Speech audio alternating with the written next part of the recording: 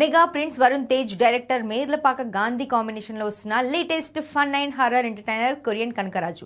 వినూత్నమైన టైటిల్, ఆసక్తికరమైన కాన్సెప్ట్ తో అనౌన్స్మెంట్ నుంచే బిజినెస్ వర్గాల్లో ఈ సినిమా మంచి బజ్ క్రియేట్ చేసింది.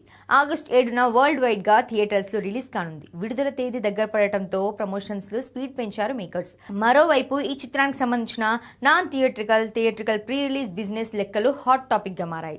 సినిమా విడుదలకు ముందే డిజిటల్ రూపంలో మేకర్స్ కి భారీ డీల్ క్లోజ్ అయింది. కొరియన్ కనకరాజు డిజిటల్ హక్కులు దాదాపు 15 కోట్లకు అమ్ముడైనట్లు తెలుస్తోంది.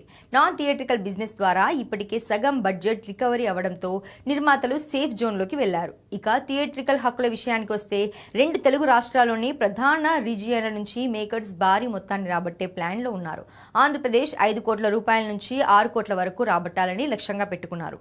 నైజాం ఏరియాలో థియేట్రికల్ రైట్స్ రూపంలో 4 కోట్ల వరకు ఆశిస్తున్నారు. సీడెడ్ రీజియన్ నుంచి 1.5 కోట్ల వరకు బిజినెస్ చేసే ప్రయత్నంలో ఉన్నారు. అంటే తెలుగు రాష్ట్రాల థియేట్రికల్ బిజినెస్ రూపంలోనే దాదాపు 10 నుంచి 11 కోట్ల వరకు రాబట్టాలని మేకర్స్ భావిస్తున్నారు. మరి వరుణ్ తేజ్ గత చిత్రాల తాలూకా ఫలితాల దృష్ట్యా మేకర్స్ అడుగుతున్న రేట్ కు డిస్ట్రిబ్యూటర్స్ కొనుగోలు చేస్తారో లేదో చూడాలి.